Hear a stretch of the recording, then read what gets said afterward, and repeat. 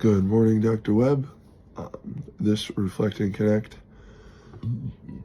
is on your paper from 2017 titled Student-Centered Pedagogy.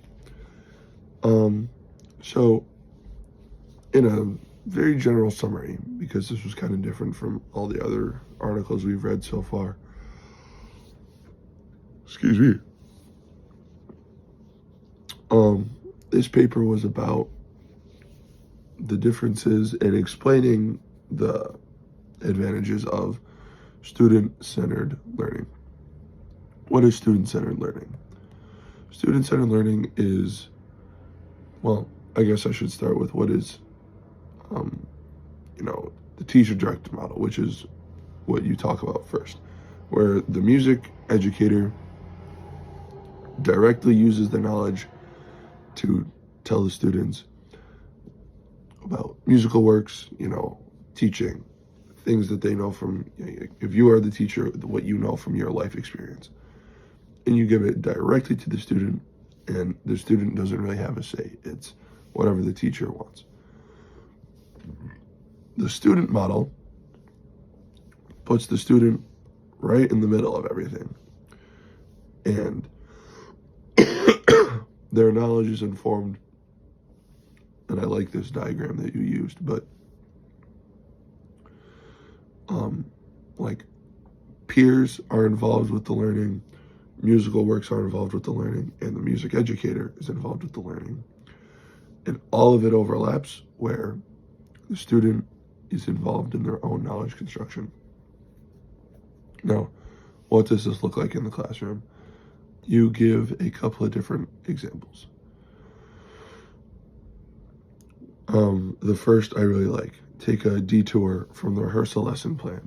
Ask students for input into issues of tempo, articulations, phrasings, and other aspects when appropriate. Have them break into small groups or chat with their stand partner.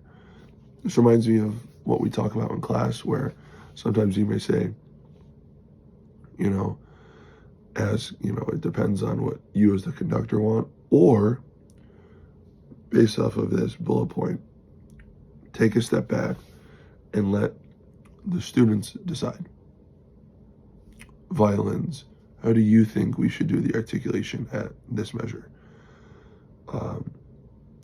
Orchestra, let's take a vote.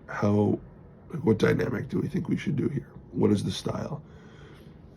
I often find that with jazz band now, this is something that Dr. Weiser does really well, where he will ask us first, what are the articulations? What is the mood that we're trying to set with this piece? And we listen to the piece. We listen to, obviously how the example is done, but we listen to he often asks us the mood of a piece. And then we use that mood to inform how we think we should perform the piece. Again, number two kind of goes with what I just said, having the group vote on what they feel works best.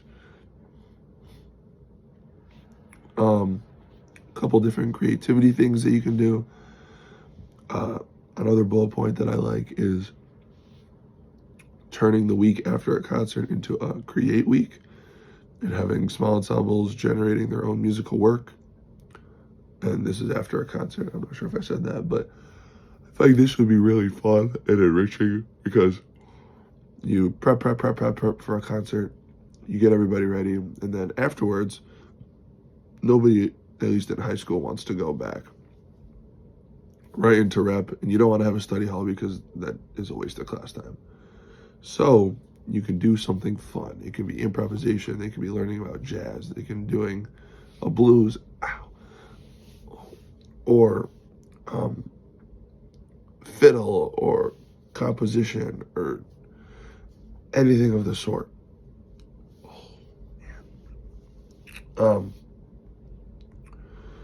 Another, avoid anchoring yourself at the podium. Sit with the students.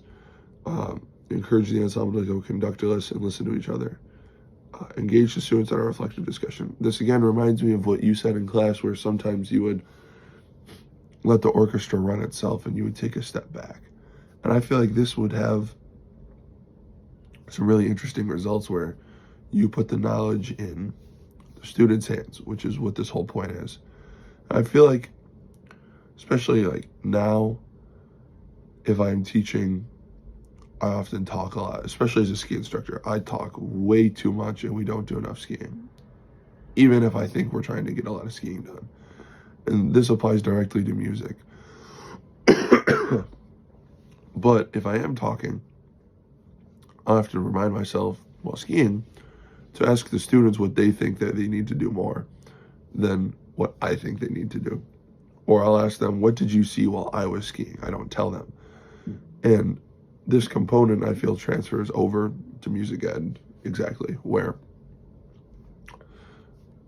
having the students run a rehearsal, they take ownership, and there's stuff that they might know and realize that they hear that maybe you even know. Stuff like that. And just to conclude, I like the conclusion because you restate that it's not students first, no teacher. It's just that the students, I guess, knowledge is put more towards in the center of the learning than the teacher must tell everything to the student.